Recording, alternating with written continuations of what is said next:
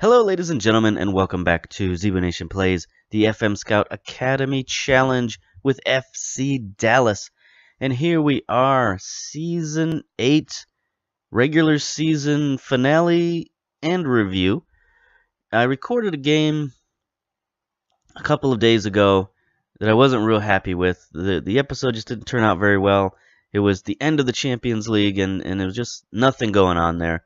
So I think I'll do a full review here in this video and just not upload that video. I'm just not happy with it. So here we go with our Season 8 review. Check a look at our competitions. And I guess we'll start with the old Champions League because that's our last hurdle we have in this challenge, is to win the Champions League with our academy-filled team.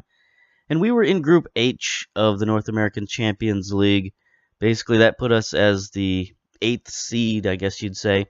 And due to that fact that we were the lowest high-ranked team, if that makes sense, we had to play Montreal Impact, which is another MLS team, in our group. And that's always tough. I don't know if it's always that way with Group H, but it seems that way, that Group H is always the toughest group to be in, because you have sort of the lowest rated team of the top group with the highest rated team of the bottom group, however that works out. So, going into that, we thought it would be pretty tough, but actually we breezed through pretty well. We picked up 12 points, 4 wins, no losses, no draws. So it wasn't really as dramatic as I thought it would be, and that's kind of what happened with that last video. As I started playing the game, and I just dominated. So, there was no drama, no tension, nothing going on there at all. So we breezed through past Montreal and Municipal Guatemala. Going into the next round, you can see that there were pretty much no upsets at all in the group stage. We got Sporting Kansas City going through, Philadelphia, Tigres, Atlas, America, Monterrey, San Jose, and FC Dallas. So the next round, the quarterfinals, that will take place at the beginning of next season, or at the end of next preseason, however you want to put that. It's going to be full of big boys. Hopefully, maybe we can get an MLS team in that game, and that'll get us through to the semifinals. But either way, we have to start beating some of these Mexican League teams no matter what. So I might as well get in our practice. All right, so there's the Champions League. We've qualified for another quarterfinals, so that's good. That's one of our little mini games down, one of our mini competitions down. And then we go on the U.S. Cup. We went out in our first game versus Houston. It's always a tough game in that first U.S. Cup game because 9 out of 10 times we play against Houston just to, drum up some support, I guess, for people to come out and watch the game. So it's always difficult for us to get out of that first round of the U.S. Cup, and this year was no difference. Houston beat us, and it was not good times. So that brings us now to the MLS portion of our season, and we've done pretty well. Look here in the Western Conference, we're tied with Houston, our rivals, with 58 points. After 33 games, there's 1 game remaining. We're tied with a record of 16 wins, 10 draws, 7 losses. But of course, as usual, our goal differential is pretty good. Plus 17. I think we're second in the league in goal differential. Yeah, second to Montreal in goal differential. So once again, we're scoring lots of goals, playing pretty well. I guess we could, we'll take a look at the stats before we look at the schedule and see where we're at. Team stats-wise, goals, second in the league to New York City with 55 goals on the season. That's pretty good. They beat us by 1 with 56 goals, but there's still 1 game to go, so we could get the number 1 seed there. Most headers completed, we're up to first place here. 62% of our headers completed, so that's something I build a team around. I build a team around guys who can jump, who are tall, and who can head the ball, just because I find that very annoying to lose headers. Then best average possession, again, we played pretty heavy possession soccer this year, so we got 54% of our average possession, number 1 in the league. Pretty good there. Most tackles won. Our tackles were way down this year. We weren't quite as defensive or as much counterattacking going on this season. So we're not even in the top 8 here. Vancouver number one with 74% of their tackles won. That's a pretty good ratio.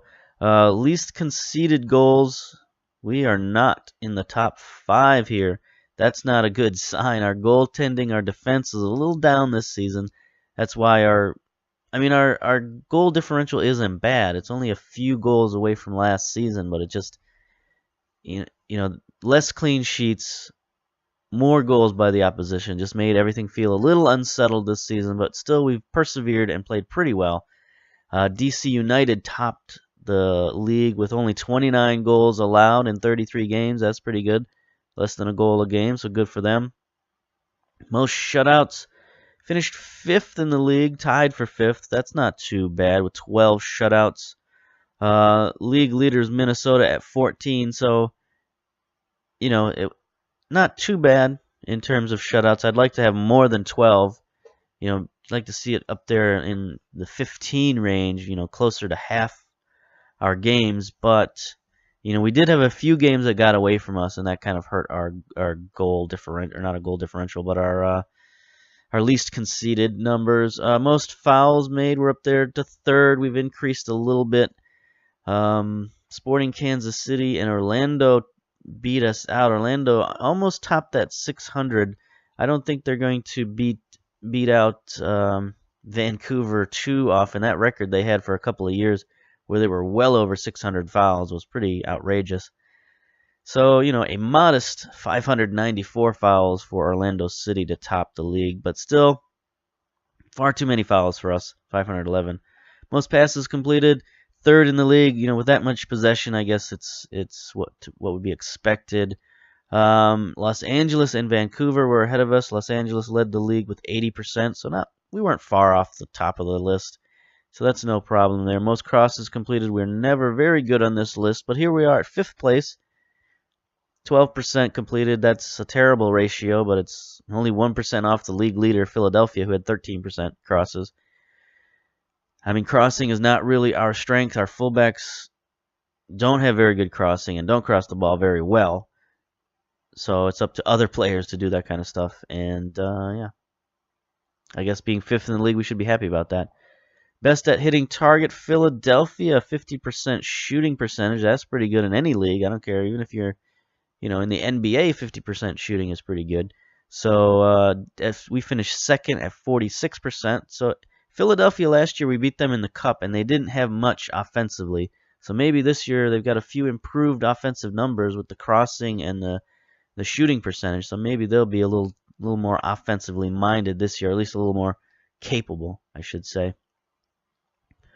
So there we go. There's those statistics. We can take a look maybe at the individual player stats real quick.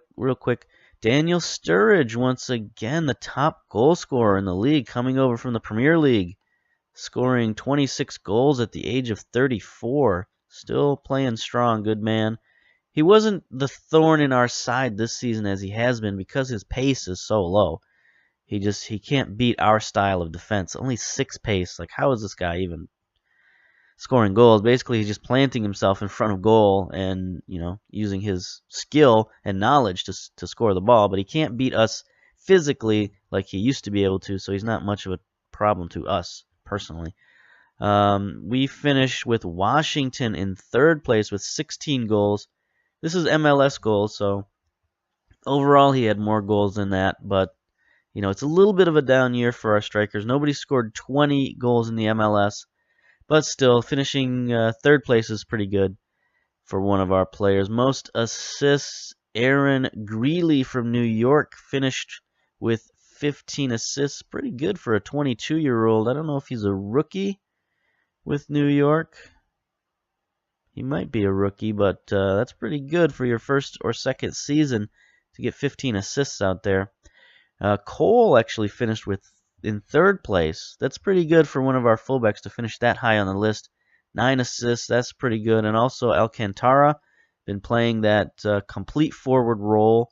Scored less goals this season, but helped increase his assists to 8 assists. Finished 7th in the league. That's pretty good. Distance run, 3rd place for Cole. That's pretty much where he is. What do you run?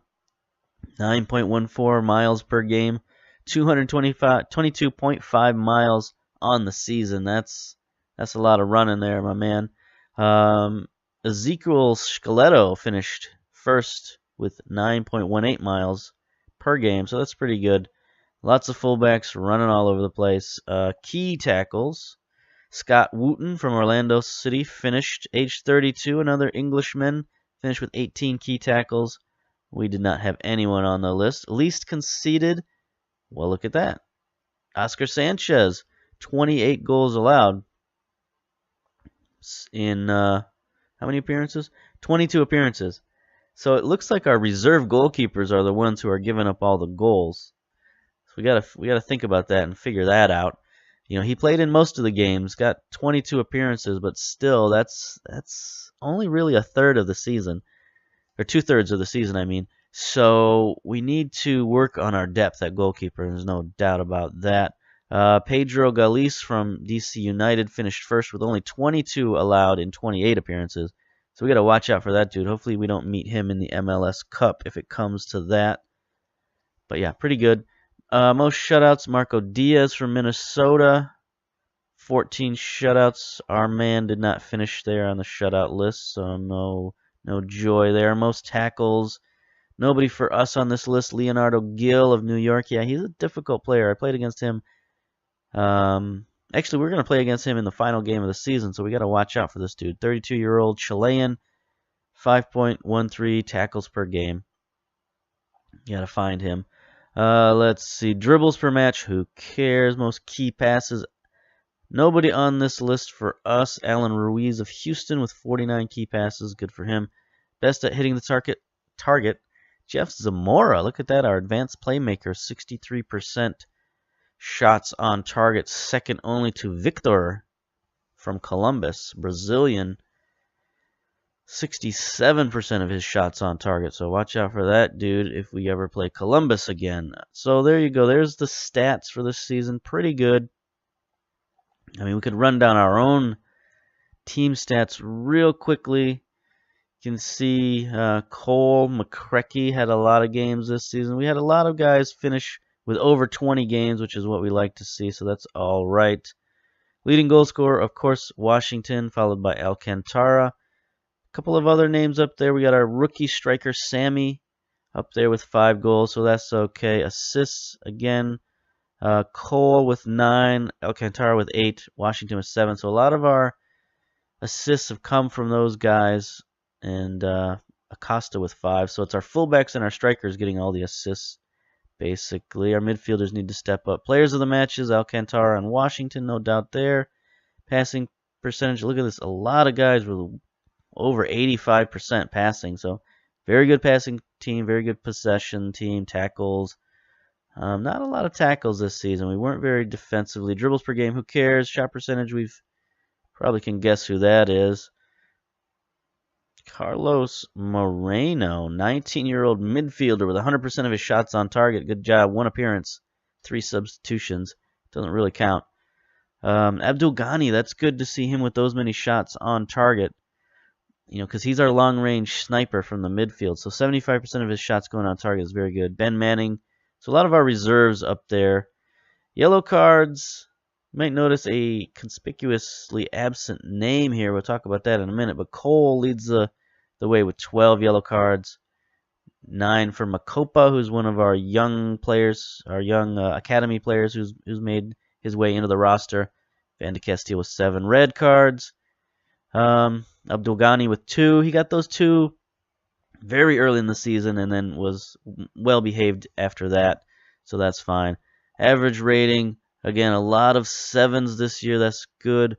Number 1 in the rating category was Francis Washington, Alcantara, Wagner, Sammy. So all of our strikers are up there playing very, very well. Let's see. What else do we got to look for? I guess we can go down the checklist and get this party started. Got finances. You'll notice a very large leap here at the end of the season. We're up to $49.5 million in the bank, so we're doing very, very well. Very healthy financially, with a hefty $23 million transfer budget. started the year with a $10 million transfer budget, so we added $13 million this season, and we'll figure out where that came from momentarily.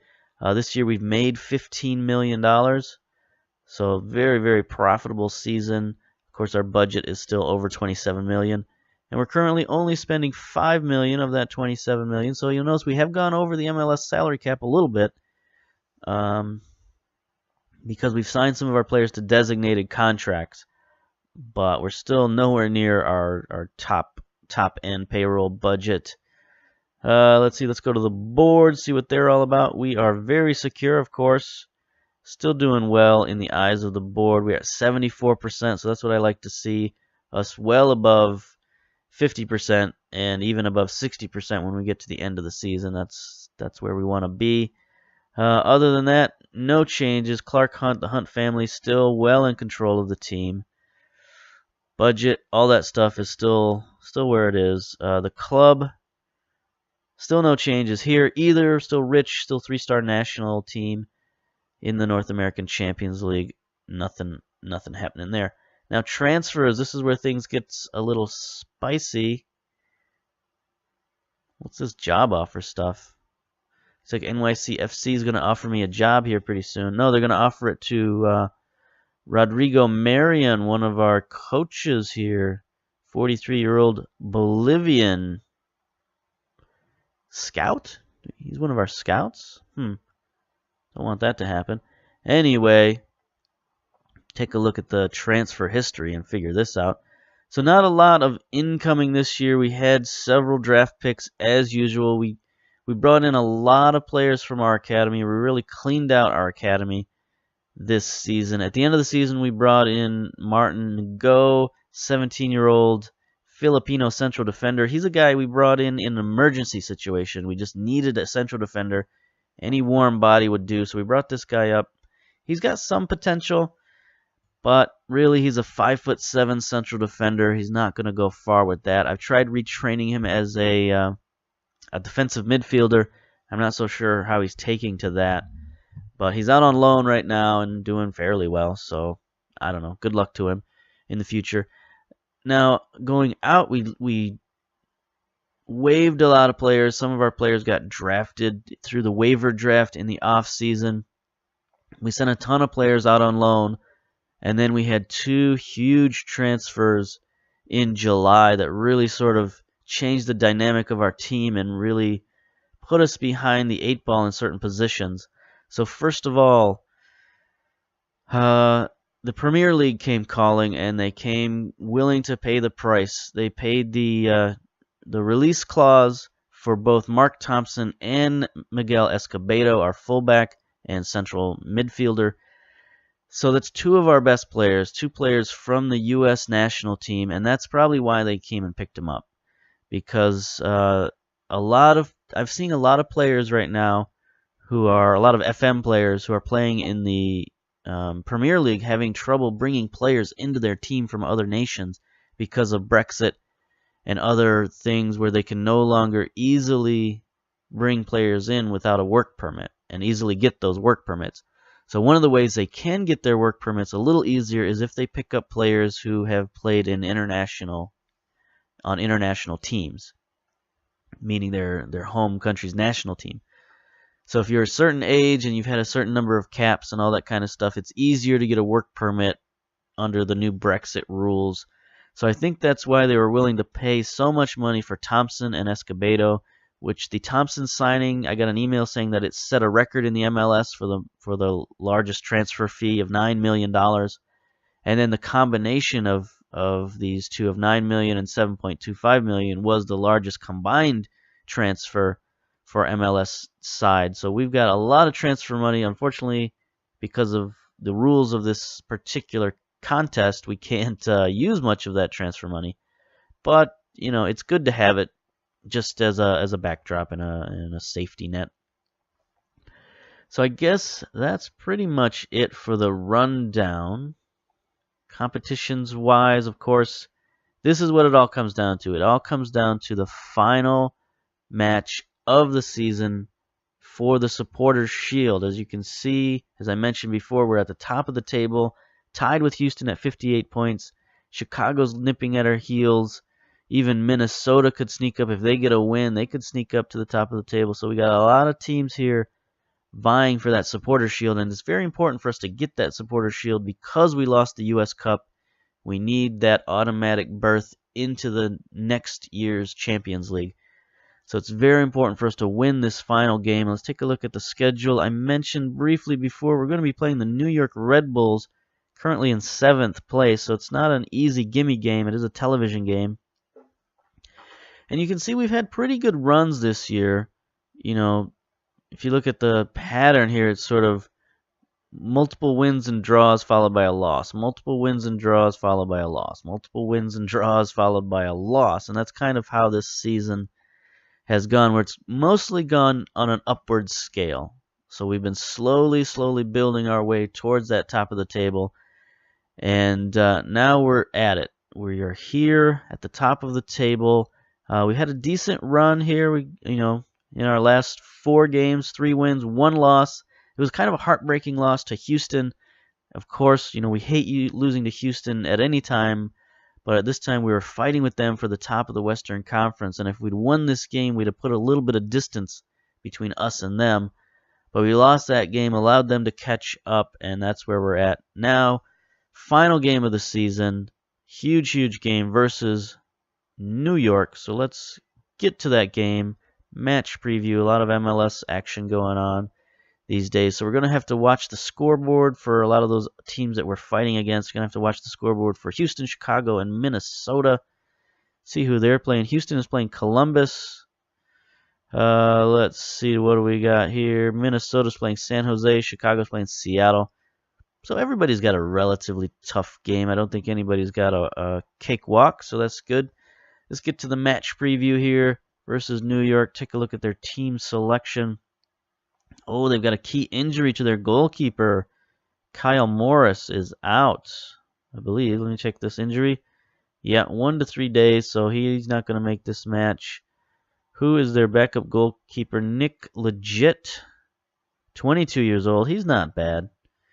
He's serviceable. 15 reflexes. Yeah, he's all right. Maybe we could take advantage of him because he's not match fit at all, so that could be good. Let's try to get some shots on goal. Maybe they'll bring in this regen here, Mike Cook. He's at least match fit. I don't know. That's a tough decision for them to have to make. They got a lot of season-ending injuries going on down here. Wow. I don't know how important these players are, but that is a lot of injuries going on. Even Fabian Macias is injured, so we could be facing a real depleted side here versus New York. So let's get to our team selection and take a look at our own personal woes. And most of our woes come at left fullback. When we lost Escobedo, we thought, well, it's okay because we'll get rid of his foulness, all those yellow cards and red cards. We'll get rid of those, and we'll be able to slide Acosta in there to the left-hand side and be okay. At least defensively, we'll be okay. And you saw how well he played in the playoffs last season in the MLS Cup. He was basically the guy who got us all of our goals in the MLS Cup. But immediately after losing Escobedo, Acosta got injured for the season. He's still injured for another 4 weeks, and he's been out since July. So you can see how long that injury has been. So yeah, we're not doing good there. Another thing we thought about doing was moving Alex Johnson over to right fullback, but he's been in and out of the lineup as well. He's got another 7 to 12 day injury, so he's gonna miss. He might miss the semifinals. I'm pretty sure we're not going to be in the wild card, so he might make it there for our next game, but I don't know. He'll be touch and go, honestly. So that's a lot of fullbacks out, and we were very thin on fullbacks, so we had to bring some guys up from the academy, had to bring some guys back from loan, and basically so far our best bet at left fullback has been Makopa here, an academy player, 18-year-old Zimbabwean. He's got pretty good physical stats, especially speed and acceleration. He can really get up and down that sideline. He's got good mental stats in terms of decisions, determination, leadership, all that stuff. He's a good, promising young player. Technically, he's of course behind the times because he's only 18 years old. Crossing is okay, passing is okay, but defensively, he's nowhere near where we want a fullback to be. So I'm not sure how much use we're going to get out of this guy or what we're going to do with this guy, but he's basically our best option right now. And to make things even worse is he's a wingback, kind of playing out of position at fullback, so that makes it a little bit worse even then. So, yeah, that's our major issue this year. You know, losing our central midfielder wasn't too bad because we've got plenty of central midfielders. You know, Logan McCrecky has now come on. He's a star player now at 22 years old. 3.5 stars. He's getting better. He's got more potential than that even. We got Gravera. We got, plenty of guys to play in the midfield. I've even experimented playing Gonzalez and Zamora together in the midfield, and that's worked out pretty well. So we got lots of options in the midfield. We, of course, have tons of options at striker. Alcantara, Washington have been healthy most of the season. Still have Ben Manning. We have 2 number 1 recruits this year from number 1 draft picks, I should say, from the MLS Super Draft. So we're well stocked on strikers as well. It's just defense we're a little bit weak. And goalkeeping, we saw there were some ups and downs with goalkeeping, but as long as Sanchez stays healthy, we'll be okay. So that's pretty much our lineup. Sanchez in goal, Cole, Macopa, fullback, Valenzuela, Zimmerman, starting defense. There's no problems there. Van de Castillo, McCrecky, Guevara, Zamora in the midfield, and of course Alcantara, Washington, strikers.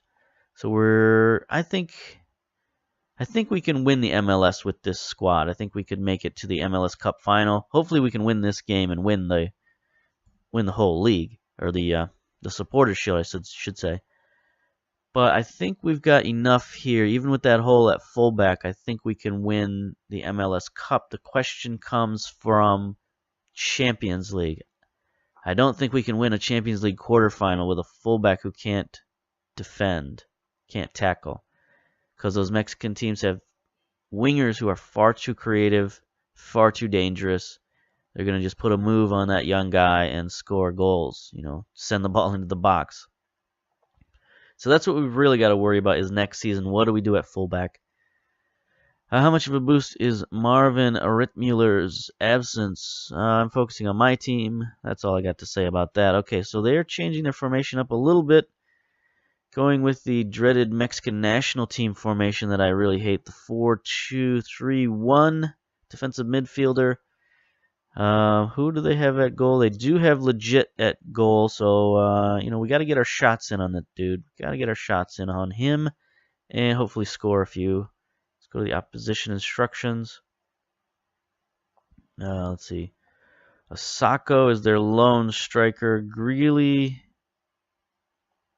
Zimmerman, Marshall are their advanced players, so we'll close down on those guys, or tightly mark them anyway. Let's go. Pep talk. Passionate. We're the favorites, so go out and impress me. All right. Instructions. I think we'll stick with our control game. Just feel these guys out. See if we can take it to them. So there we go. Let's start the match. Okay, here we go. Gonna start the big match to end the season. This is for the Supporters Shield, essentially. We need to win this game. I'm pretty sure if we win this game, there's no chance of anybody else catching us because of our goal differential.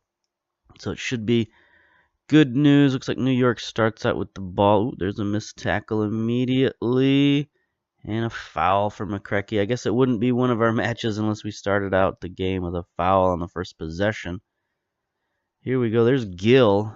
Got to keep an eye on him. We saw him earlier. He's got some good stats this year. One of the top assist men. One of the top tacklers in the league. So we got to keep an eye out for him. I think he was pretty high on assists as well. Anyway, it's all about control this game. We got to win the ball back, and then I'm not sure if they've got the defensive players who can wrest the ball back from us.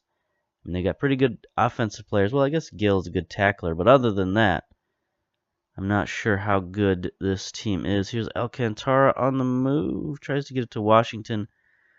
No good. Let's see if we can set up the offense. Nope. Can't do it. So let's go, basically.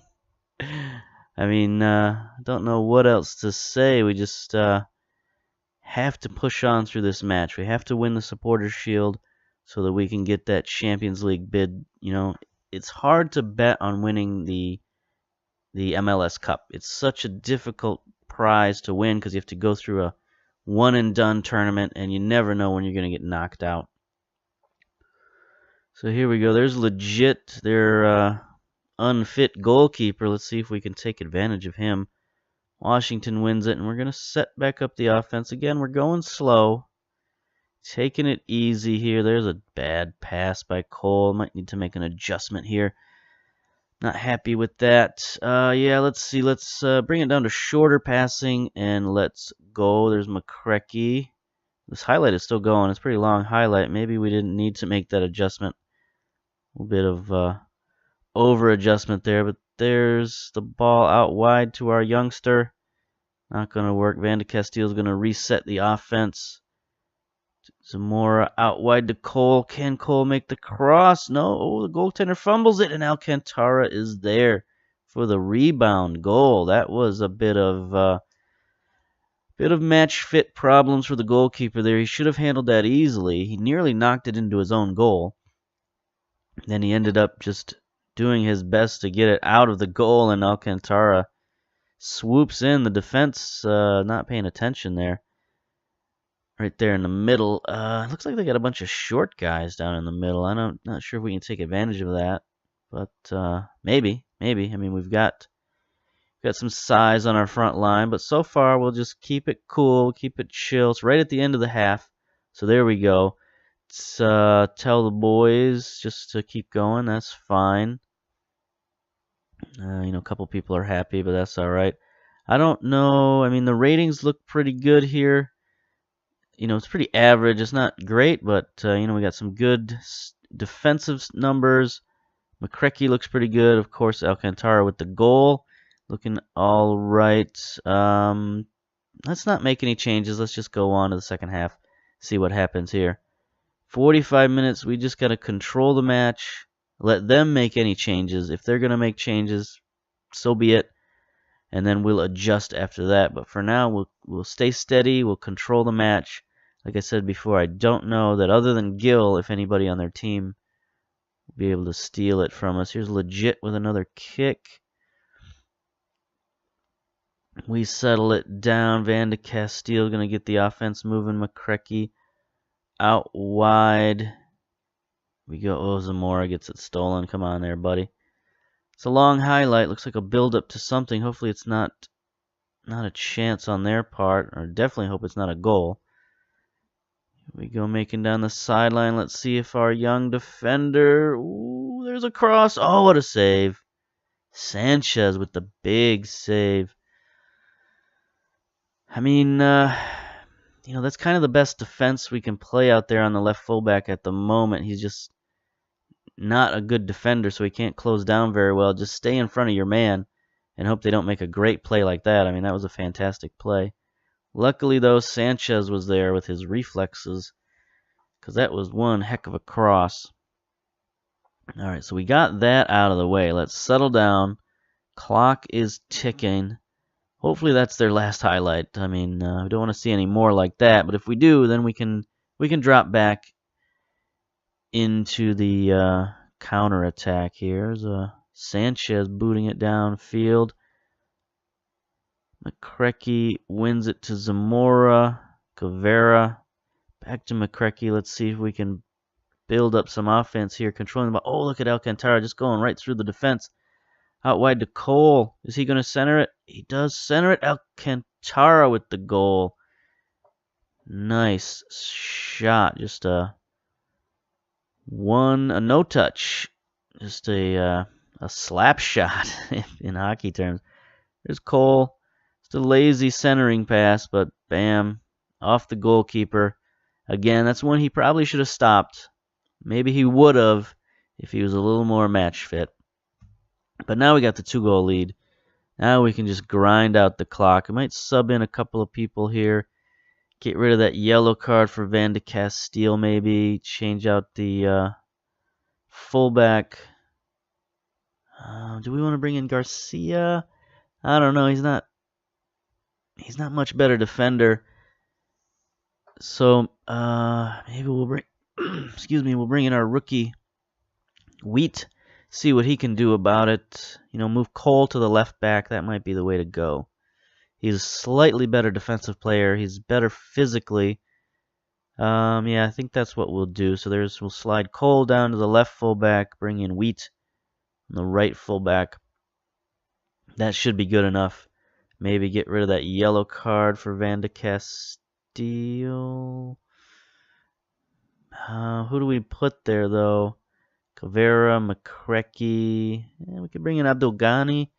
Yeah, maybe that's what we'll do. Yeah, we'll do that. All right, so there we go. Abdul Ghani is in a defensive midfielder just to get rid of that yellow card for Van de Castillo. We don't want to go down to 10 men. We've experienced that in the past. Now let's see, 73 minutes gone. Let's see if we can just grind out a 2-0 victory and move on to our supporter shield. Look at the clock ticking, ticking, ticking. That's definitely what we want to see. We're getting a little bit tired here, but ratings are still looking pretty good. So here we are, just 30 seconds left in regulation, 1 minute of stoppage time.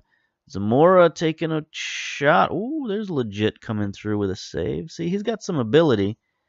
It's just, when you're not match fit, it's hard to come in at this point in the season and play well. It's not that he's played particularly poorly, but he has had some goofs that really cost him 2 goals. So there we go. New York trying to get one back here. And there's a nice steal from Zimmerman. Nope, he's out there on the wing harassing people. And I guess that's what's good about our central defense is the fact that they are pretty good and they are very experienced. So they can maybe make up for some of our problems at fullback. Not against every team, but against some teams. Here's New York threatening. There's Cole getting the steal, but it goes out of touch for a corner kick. Gill again, one of their skilled players. Zimmerman heads it on. Let's see if McCrecky can get to it. It doesn't matter. There's full time. 2-0 victory. Supporters shield. Very, very excited about this. This was a victory we really needed to put a cap on the end of the season. Make sure we didn't, choke away and miss our chance at getting to the Champions League next season. As I've said many, many times, it's very, very important. So anyway, we'll give the overall pep talk there. Passionate. Good work, guys. You did what you needed to do tonight. Everybody's happy about that. Let's continue to the post-match analysis. Washington, not a great game. 6.7 rating. Cole, man of the match. 7 tackles, 12 interceptions, 7 headers, 9.0 rating, 2 assists. Look at that. That might get him make him the assist leader in the league. That gets him, 9, 10, 11 assists on the season. So that's pretty good. Take a look at the stats here. Rating-wise, we did all right. Nice rating for Sanchez, our goalkeeper. Of course, Cole with that 9.0 rating. Defense, Venezuela's Zimmerman played very well. Midfield played pretty good. And, of course, Alcantara with that 8.8 rating just really dominated. And they didn't play particularly badly. Nobody on their team really sticks out as being super poor, but just sort of an average rating on their part. Take a look at the analysis. Analysis, that's what I'm talking about. Cole with 2 assists, 22 interceptions for Valenzuela. Nice game for him. Lots of passing completion. 95% pass completion for McCrecky. 90% for Zamora. Very good. On their side of things, not so good. 0% pass completion for Aaron Greeley. I believe he's their left winger. Yeah, left winger, so no good for him. Lots of fouls against these guys, but not only 1 yellow card, so we're happy about that. All right, so good match. Good way to end the regular season. Now let's see, do we win that supporter shield or not? Quality of possession, key to victory. Dallas retains the Supporters Shield. That's right. FC Dallas will certainly look back at some great wins along the way, with perhaps the most notable including a 5-2 win against Portland, comfortable 4-0 humbling of Colorado, and 3-1 victory over Kansas City. Boy, we had lots and lots of very good victories this season. FC Dallas finished the season in first place in the Major League Western Conference. Won 3 of their last 5 home games. Very good. And, yeah. So everybody secures their playoff spots in the last week. Atlanta, Kansas City, Colorado, Los Angeles secure their playoff spots. So there we go. That's the end of the season. Let's keep going here. We qualify for the semifinals, so we don't have to play in that dang old wild card round. Another Supporter Shield leaves FC Dallas fans jubilant. They have every right to be proud tonight after their head coach Ziba Nation and his team lifted the MLS Supporter Shield. Spokesman for the fans declared that Nation was doing great for the team and that this prize was just a reward for the hard work. There we go. The board, of course, is happy that winning the competition for a 3rd time is an impressive feat. However, celebrations should be kept to a minimum in order that the club may focus on future challenges. Of course. Always the Debbie Downer. Let's see, we received $200,000. So that knocks our allocation funds down to negative $2.78 billion. All right, we're getting closer. Getting closer to being in positive money. Ooh. Rodolfo Guevara wants an improved contract. I don't see why not. What's he making at the moment? He's making $100,000 at the moment. Let's see. Let's lowball him a little bit. Let's go down to 125. Nope, not interested in that. Let's go down to 145. Not interested in that. How about 155? He is playing hardball.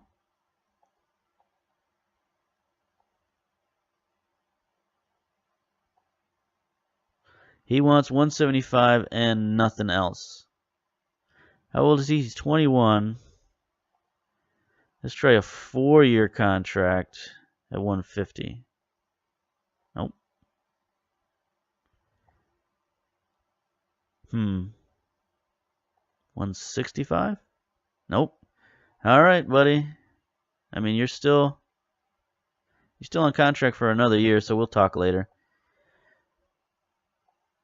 All right, so as thrilling as that was, let's take a look. I don't know that we'll be able to get to see I'm going to send my assistant to talk to this crackerjack. I don't know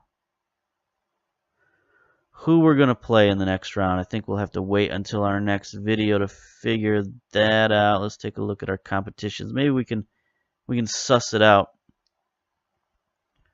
Take a look at Major League Soccer. Stages, Western Conference. So let's see. Dallas and Minnesota qualify for the next round. Houston, Sporting Kansas City, Colorado, Los Angeles. So we're going to be playing one of those 4 teams. And so it'll be Houston versus Los Angeles and Sporting Kansas City versus Colorado. So my prediction is that we'll be playing either Houston or Sporting Kansas City in the next round. So until then, we'll see you later. Bye-bye.